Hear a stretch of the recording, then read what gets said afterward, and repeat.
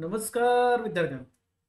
आज आपण नवोदय गणितामधील पूर्ण संख्यावरील 4 मूलभूत क्रिया आपण बघणार आहोत. तर हे सेम टॉपिक तुम्हाला स्कॉलरशिपमध्ये पण बघायला मिळेल. आता पहिल्या टॉपिकमध्ये आपण संख्येची पद्धत बघितली आणि आता संख्येच्या पद्धतीच्या पुढं त्या संख्येवरील वेगवेगळ्या प्रकारच्या कोणत्या 4 क्रिया केल्या जातात ह्या टॉपिकमध्ये आपण बघणार आहोत. आता याच्यामध्ये पहिला आपण बघूया कोट. एक कोट आहे, विजेते वेगळ्या गोष्टी करत नाहीत तर प्रत्येक गोष्ट वेगळेपणाने करतात. जर तुम्हाला सक्सेस मिळवायचा असेल तर सक्सेस मिळवण्यासाठी तुम्हाला तुमचा जो मार्ग आहे तो मार्ग आखताना प्रत्येक गोष्ट तुम्हाला वेगळ्या पद्धतीने करायची आहे. म्हणजे जर तुम्हाला शॉर्टकट माहीत असतील किंवा तुम्ही जे काय वेगळी सर्वजण जर लॉंगकट मेथडनं करत असेल, तुम्हाला शॉर्टकट माहीत पाहिजे. काही गोष्टींच्या वेगळ्या गोष्टी खाचाखुणा माहीत पाहिजे तर तुम्हाला सक्सेस मिळेल. सगळ्यांच्या पद्धतीने जो नेहमीचा मार्ग तुम्ही जर धोपट मार्ग पकडला तर तुम्हाला सक्सेस मिळणार नाही. तुमचा मार्ग तुम्हालाच तयार करावा लागेल. म्हणजे विजेते वेगळ्या गोष्टी करत नसतात, मग प्रत्येक गोष्ट वेगळ्या पद्धती, छोट्या छोट्या ज्या गोष्टी आहेत, छोट्या छोट्या गोष्टी बेरीज वजाबाकी गुणाकार भागाकार, या छोट्या छोट्या गोष्टीवर पाडेपाठ करा. ह्या गोष्टीवर तुम्ही काम करा, नक्कीच त्याच्यामुळे मॅथ्स तुमचं इम्प्रूव्हमेंट होईल. तर आता आपण पहिल्यांदा आपण बघणार आहे गणितातल्या 4 क्रिया म्हणजे काय असतात बघा. एक प्लस असतं, मायनस, गुणाकार आणि भागाकार. ह्यांना गणितातल्या 4 मूलभूत क्रिया म्हटलं जातं. आता इथं पूर्णांक संख्या म्हटलेलं आहे, याचा अर्थ शून्यापासून पण सुरुवात आहे. म्हणजे शून्याची पण ऍडिशन करायला येता यायला पाहिजे, गुणाकार आणि भागाकार. तर भागाकार शून्याने कोणत्याही संख्येला करता येत नाही. तर वजाबाकी आणि बेरीज आपल्याला ह्या दोन गोष्टी बघायच्या. वजाबाकी बेरीज कशी करतो आपण बघा. तर समजा एक संख्या घेतली 25,307. तर ह्याच्यामध्ये आपल्याला किती सांगितले की 20,445 ह्याच्यामध्ये ऍड करा किंवा बेरीज करा म्हटलं. तर तुम्ही कसं करणार, सुरुवातीतनं तुम्ही एक एक स्थानापासून करत जाणार. दशक, शतक, हजार, 10,000 या अंकांची बेरीज करत जाणार. आणि जर अंकांची बेरीज केल्यानंतर 2 अंकी उत्तर आलं तर आपण काय करणार आहे, एक एक स्थानचा अंक इथं लिहिणार आणि पुढचा अंक आपण हातचा किंवा कॅरी करणार. मग 7 आणि 5 किती येते, 12 येते. तर 12 मधले तर काय येणार बघा, 1 येणार का 2 येणार. तर हे 12 मध्ये बघा एक स्थानला कोण आहे, 2 आहे, तर 2 इथे येणार. आणि हातचा किती येणार बघा, 1. 4 आणि 1 किती येणार बघा, इथं 5 येणार. पुढं बघा आता इथं 3 आणि 4 किती येणार बघा, 7 येणार. 5 अधिक 0 काय येणार बघा, 5 येणार. 2 आणि 2 किती येणार बघा, 4 येणार. म्हणजे आपलं उत्तर आलं 25,752. तर अजून एक आपण घेऊ शकतो. तर इथं 16,309 अधिक आपल्याला करायचं आहे 95,482. तर ह्याला आपण ऍड करा. तर तुम्ही ऍड करून बघा वहीमध्ये आणि करत. आता एकच स्थानची बेरीज करा. 9 आणि 2 किती येणार बघा, 11. चलला 1. 8 आणि 1 किती झालं बघा, 9. 3 आणि 4 7. 6 आणि 5 11. चलाला 1. तर 9 10 आणि 1 11. तर त्याच्या पुढं अंक नसल्यामुळे तुम्हाला हा सगळा जो काही 2 शेवटी जो अंक येईल तो तुम्हाला सगळा लिहायला पाहिजे. 1,11,791 हे आलं आपलं उत्तर. मग त्याच पद्धतीने आपल्याला जर वजाबाकी करायची असेल तर आपण कसं करायला, आता वजाबाकी करायचं असेल तर आपण आता एक संख्या घेऊया. समजा आपण घेतली 95,482. त्याच्यामधून आपल्याला वजा करायचं आहे 16,309. हाच गणित आहे, ते आपण वजाबाकी असे करून बघू. तर वजा करायचं म्हणजे काय करायचं, कमी करायचं आपल्याला, मायनस करायचं. मायनस, तर माझ्याकडे 10 रुपये होते समजा आणि त्यातले मी 7 रुपये खर्च केले. तर राहिलेले पैसे किती आहेत हे काढायचं जर असेल तर मला काय करायला लागणार, वजाबाकी ही क्रिया करायला लागणार. जर माझ्याकडे 10 रुपये आहेत, माझ्या मित्राने मला 5 रुपये दिले, तर माझ्याकडे एकूण पैसे किती, एकूण म्हटलं तर तुम्हाला काय करायचं आहे, बेरीज. आणि जर वजाबाकी कधी वापरणार आहे, फरक किती आहे किंवा राहिले शिल्लक किती राहिले पैसे किंवा अजून काय वस्तू असतील, तर ह्या गोष्टी शिल्लक किंवा फरक काढायचा असेल तर वजाबाकी ही क्रिया करायची. आणि बेरीज ही आपण एकूण काढण्यासाठी आपण करतो. किंवा तुम्हाला जे दिलेले आहेत त्याच्यामध्ये पैसे वाढत गेले, मी 10 रुपये दिले, दुसऱ्याने काय 20 रुपये दिले तुम्हाला, तिसऱ्याने मित्रांनी दिल्या 30. तर सगळ्यांची बेरीज केली की तुम्हाला बेरीज म्हणतो आपण. ॲड करत जाणार आणि सबस्ट्रॅक्ट करत जाणे म्हणजे आपल्याला फरक किंवा डिफरन्स, शिल्लक किती असं जर आलं तर आपण. आता ह्याच्यामध्ये माझ्याकडे 95,482 होते, त्यातले मी 16,309 रुपये दिले. आता इथं पहिल्यांदा तुम्हाला एक स्थानापासून वजाबाकी करायचं. तर हे 2 आहे, हे 9.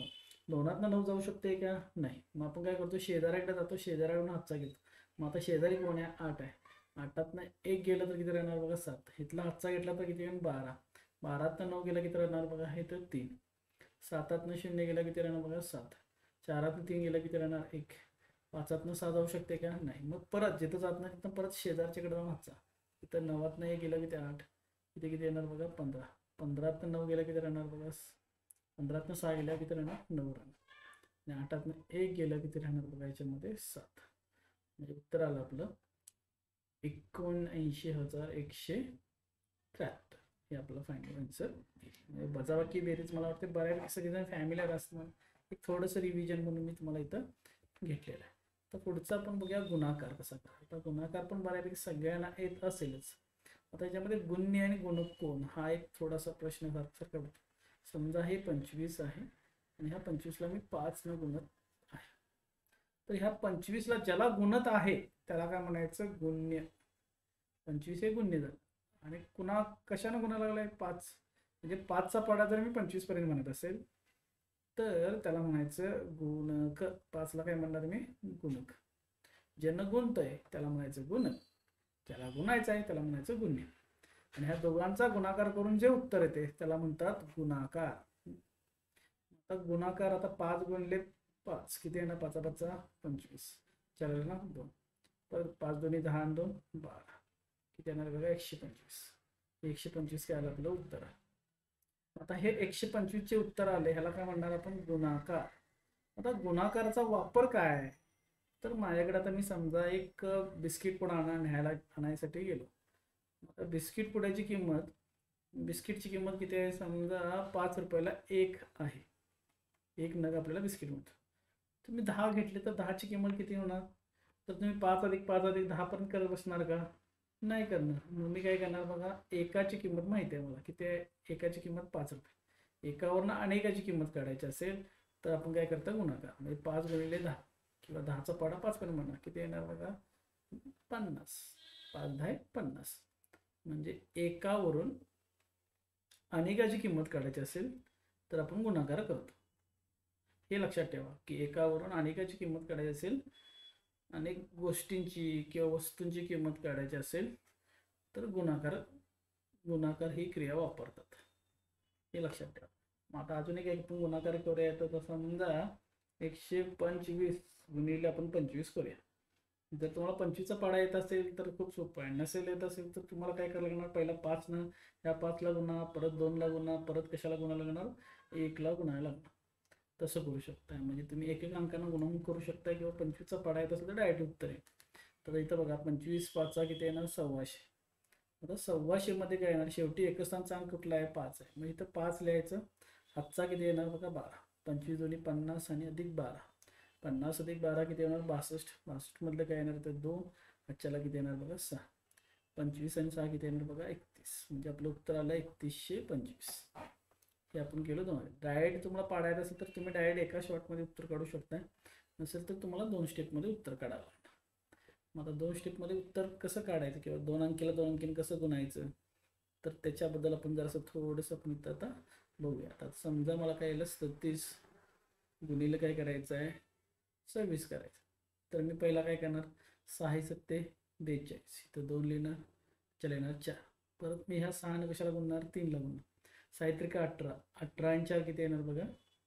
18 आणि 4 22. 22 मध्ये आता इथं पुढं अंक आहे का? नाही. मग तर येणार हे 222. आता हे तर लिहितो कारण ते कंप्लीट तर होत नाही. 222 पहिला.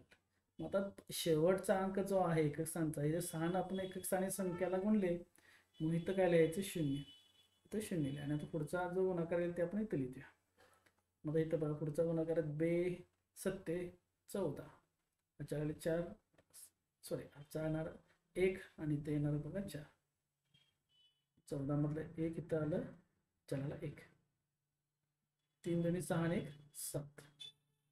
इथं काय येणार बघा? 2 4 6 962. हे आपलं उत्तर आहे.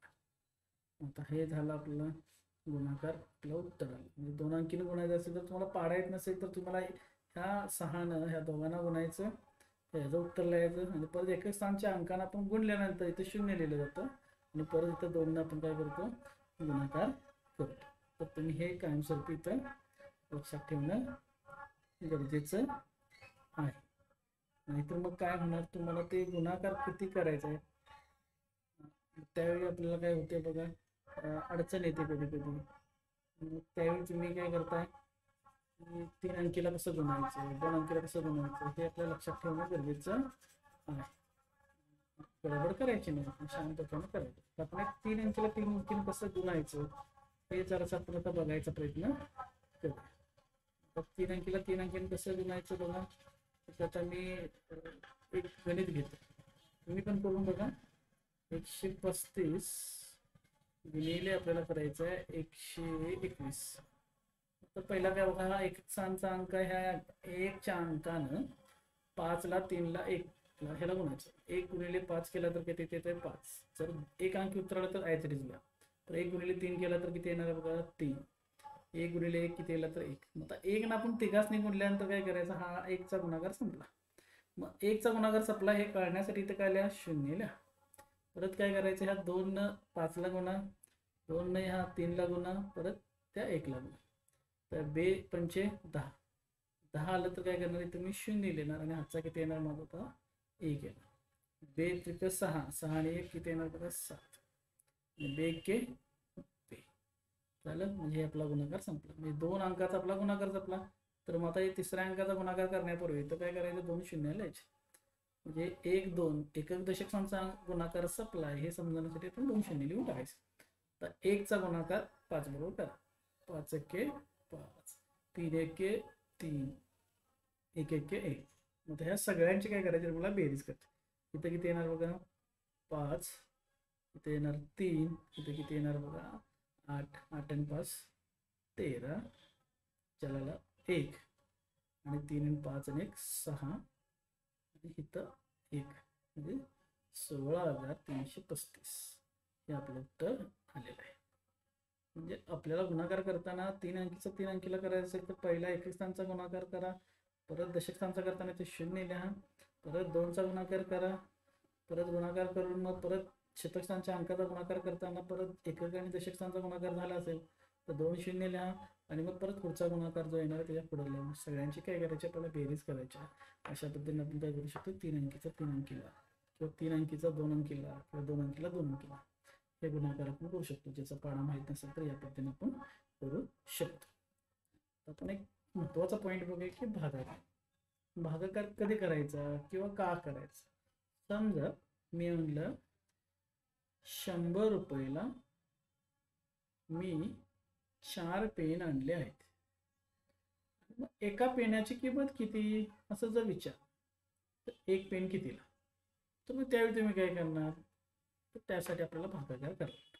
म्हणजे त्यावेळी आपल्याला काय करायचं आहे, अनेकावरून एकाची किंमत काढायची आहे. एकाची अशा वेळी काय करायचं, अनेकावरून एकाची किंमत काढत असताना आपण काय करतो, भागाकार करायचा. अनेकावरून एकाची किंमत काढताना भागाकार वापर करायचा हे लक्षात ठेवा. भाग कधी करायचे किंवा भागाकार कधी करायचा, गुणाकार कधी करायचा हेच भरपूर जणांना कळत आणि हे न कळल्यामुळे भरपूर ठिकाणी तुमच्या चुका होत असतात. आता 100 रुपयाला 4 पेन आले म्हणजे काय केलं बघा, 4 पेन म्हणजे अनेकावरून आपल्याला काय येतं बघा, अनेक पेनाची किंमत माहिती आहे पण एका पेनाची किंमत माहित नाही. मग मी काय करणार, ह्या 100 आहे, ह्या 100ला कशानं भागणार, 4नं भागणार. आता भागाकाराचं चिन्ह हे असं असतं, हे भागाकाराचं चिन्ह येईल, हे 100 आत येईल आणि 4 काय येणार तर बाहेर. ह्या 100चा आपण काय करवलं आहे तर भाग करवलं आहे, 4 इक्वल भाग करले, 100 रुपयेचं 4 इक्वल भाग करवलं. मग ह्याला काय म्हणायचं, भाज्य. ज्याचं भाग करतो त्याला भाज्य. तर सरळ सगळं लक्षात ठेवा की आपण भाजी कापतोय की नाही, भाजी चिरतोय, भाजीचं चिर करतोय त्यावेळी काय भाग करतोय.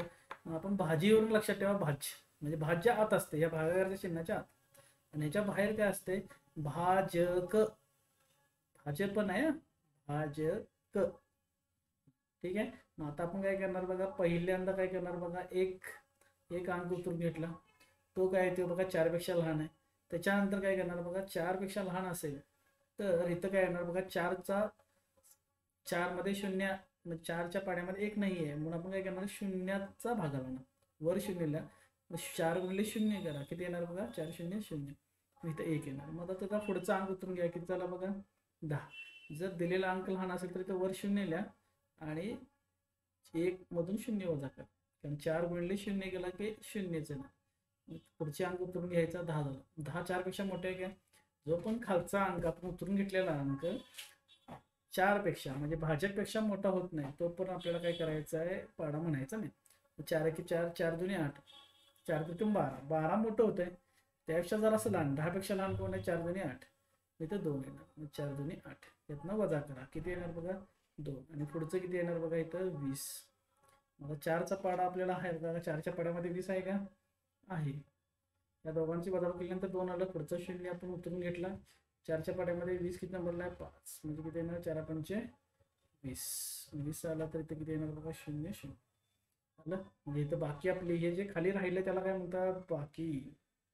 त्याला म्हणायचं बाकी. आणि हे डोक्यावरती लिहिले त्याला काय म्हणायचं? भागाकार. म्हणजे एका पेनाची किंमत किती? तर 25 रुपये. 25 रुपये आपल्याला किंमत कळाली. किंवा 4 पेन जर 100 रुपये मिळत असतील, एका पेनाची किंमत किती येणार? 25 रुपये. म्हणून आपण अनेकावरून एकाची किंमत काढण्यासाठी भागाकाराचा उपयोग करतो. आता एवढं लक्षात ठेवा की याच्यामध्ये जर पहिला अंक लहान असेल तर ते 0 द्यायचं. मग परत काय करायचं? पुढचा अंक उतरून घ्या, 10 झालं. मग हा अंक जर 4 पेक्षा मोठा असेल तर आपण काय करणार? भागाकार. जर 4 पेक्षा जर आता हे उतरून घेतल्यानंतर परत सुद्धा 4 पेक्षा लहान आला असतं तर परत शून्याचा भाग वर गेला असता. लक्षात येते का तुम्हाला? हे तुम्ही लक्षात ठेवणं गरजेचं आहे. आता हे तर एक फॉर्म्युला तयार झाला बघा, याच्यावरून आपण लक्षात आलं किंवा बाकी कुठं असणार आहे तुमची बघा. इथं इथं खाली असते, वर डोक्यावरती भागाकार असतो, आतलं ज्याचं भाग पाडल्यात भाज्य म्हणायचं, आणि बाहेर काय असते? भाज्य. मग त्याच्यावर एक फॉर्म्युला आहे, भागाकार बरोबर भाज्य गुणिले काय असते? भागाकार अधिक काय असते? बाकी. मग आता आपण काल पाठीमागच्या एक्झाम्पलमध्ये बघूया. इथं काय आलं बघा? भागाकार किती आला? 25. 25 भागाकार आला आपला. मग आता इथं जरासं फॉर्म्युला भागाकार झाले. इथं भाज्य पाहिजे. भाज्य बरोबर जरासं भाज्य बरोबर भागाकार गुणिले भाजक अधिक बाकी, हा फॉर्म्युला बरोबर आहे. त्यामुळं आपण हे करूया. ओके. आता आपला भागाकार किती आला होता बघा? तर भागाकार आला होता 25. फक्त 25 भागाकार करा गुणिले भाजक. आता भाज्य किती आपला बघा? भाज्य किती होता बघा? आपण कितीने भागले? 4. भाज्य किती आला आपला? 4. आणि बाकी किती आपली? 0. किती झालं बघा इथे? तो 100. 100 अधिक 0 म्हणजेच किती झालं बघा? हे 100. म्हणजे भाज्य एवढंच आले का बघा? भाज्य आपलं किती आहे? 100च आहे बघा. हे भाज्य आपलं 100. ठीक आहे. म्हणजे इकडं लेफ्ट हँड साईडला बरोबर 100 आले, राईट हँड साईडला पण 100. म्हणजे आपलं काढलेलं उत्तर हे बरोबर आहे. तुम्हाला जर भागाकार क्रॉस चेक करायचा असेल, बरोबर आहे की नाही बघायचं असेल, तर हा फॉर्म्युला लक्षात ठेवा. तर वरचा हा जो मी लिहिला होता तो प्रिंटिंग जर असं टाईप करताना प्रॉब्लेम झाला चुकला आहे त्याच्यामध्ये. तर हे लक्षात ठेवा, भाज्य बरोबर भागाकार गुणिले भाजक अधिक बाकी, ह्या फॉर्मॅटमध्ये आपल्याला लिहितो. सगळे भागाकार आपण लिहू शकतो. म्हणजे 100ला 100 भाज्याच्या एवढंच याचं उत्तर येते. भागाकार गुणिले भाजक अधिक बाकी. बाकी जर 0 असेल तर भागाकार गुणिले भाजक म्हणजेच काय असते? भाज्य असते. आणि ह्याला जर बाकी 0 आलं याचा अर्थ म्हटलं जातं त्या संख्येला पूर्ण भाग जातो. काय म्हटलं जातं त्याला? पूर्ण भाग जातो असं म्हटलं जातं. म्हणजे पूर्ण भाग जातो त्यावेळी त्याचा विभाजक असंही म्हटलं जातं. म्हणजे 4 हा 100चा विभाजक आहे. 100ला काय करतोय? सारख्या भागामध्ये विभाग करतो असंही म्हटलं जातं. तर तो पॉईंट तुम्हाला इथं पुढं येईल. विभाजक. म्हणजे आपण ते बघितलं तर काय आलं बघा? जर भागाकार केल्यानंतर बाकी जर 0 आली तर आता ह्या 100चे विभाजक, 100ला भागणाऱ्या संख्या बघा, मी काय म्हणलं? 100ला भाग जाणाऱ्या संख्यांना विभाजक म्हटलं जातं. भाग जाणाऱ्या संख्यांना कुठल्या कुठल्या संख्येला भाग जाते बघा? 100ला पहिला 1 नंतर भाग जाणारच आहे, 2 न जाईल, परत 4 न जातो, 5 न जातो, 10 न जातो, 20 न जातो, 20च्या नंतर 25 न जातो, परत कशाने जातो? 50 न जातो, परत कशाने जाईल? 100. हे सगळे काय झालेत? ह्या 100चे विभाजक झाले. विभाजक म्हणजे काय? ही 100 ही संख्या ही कुणाकुणाच्या पाड्या? तर 1च्या पाड्यात आहे, 2च्या पाड्यात आहे, 4च्या पाड्यात आहे, 5च्या पाड्यात आहे, 10च्या पाड्यात आहे, 20च्या पाड्यात आहे, 25च्या पाड्यात आहे, 50च्या पाड्यात आहे, 100. आणि हे सगळे त्याचे काय झाले विभाजक. तर कोणत्याही संख्येचा सगळ्यात लहान विभाजक कोण असतो, हा क्वेश्चन आपल्या NMSला नवोदयला विचारलेला. तर सगळ्यात लहान विभाजक काय असणार आहे बघा, कधी पण 1 असतो. आणि सर्वात मोठा विभाजक जर विचारलं तर ती स्वतः संख्या असते, म्हणजे किती असणार बघा 100. कारण 100च्या पाड्यात 100 असणारच आहे. आणि 1 हे सर्व जगातल्या सर्व संख्येचा विभाजक आहे. कुठली पण संख्या केला त्याचा पहिला विभाजक कोण असणार आहे, 1 असणारच आहे. 1 पासून सुरुवात होणार. म्हणजे 1 हा सर्वात लहान विभाजक असतो आणि सर्वात मोठा कोण असतो, 100. ठीक आहे. मग आता ह्या 100ला भागलंय पण, बरोबर आहे. 100ला हे भाग जाणारी सगळ्या संख्या.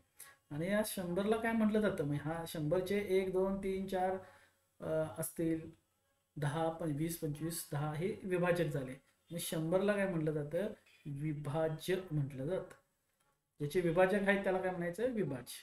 ज्याला भाग केलंय त्याला विभाज्य. आणि ह्याला काय म्हणायचं, ज्याचे ज्यानं भागतोय त्याला काय म्हणायचं, विभाज्य.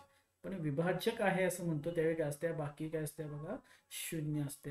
ही गोष्ट आपण लक्षात ठेवणं गरजेचं. आता अजून एक विभाज्याबद्दल आपण घेऊया. तर ह्या 25चं विभाज्य कोण आहे, 25चं विभाजक कोण आहे, 1 आहे, 5 आहे आणि 25 आहे. सर्वात लहान म्हटलं तर 1 येईल, सर्वात मोठा म्हटलं तर काय येईल बघा, 25. हा 25ला काय म्हणायचं, याचे विभाजक आहेत म्हणजे विभाज्य. हे विभाज्य झालं. आणि हे सगळे काय झाले बघा, 1 5 25 हे विभाजक. ही एवढी गोष्ट मी लक्षात ठेवणं गरजेचं. तर विभाजक ह्याचा उपयोग करून आपण लसावी आणि मसावी काढण्यासाठी उपयोग होतो. लसावी आणि मसावी म्हणजे लघुत्तम सामायिक विभाजक किंवा लघुत्तम साधारण विभाजक, आणि मसावी म्हणजे महत्तम सामायिक विभाजक. हे दोन आपल्याला कन्सेप्ट पुढे आपल्याला बघायचे आहेत. थँक्यू. माझ्या चॅनलला तुम्ही लाईक करा, शेअर करा, सबस्क्राईब करा. लवकरच भेटू आपण दुसरा भाग 2 या चॅप्टरमधला दुसरा व्हिडिओ घेऊ. थँक्यू. शेअर करा माझा चॅनल सगळ्यांच्याकडं, ज्यांना गरज आहे त्यांनी ह्या चॅनलच्या थ्रू तुम्ही फ्रीमध्ये तुम्ही चॅनलच्या थ्रू तुमची तयारी करू शकता नवोदयची. थँक्यू.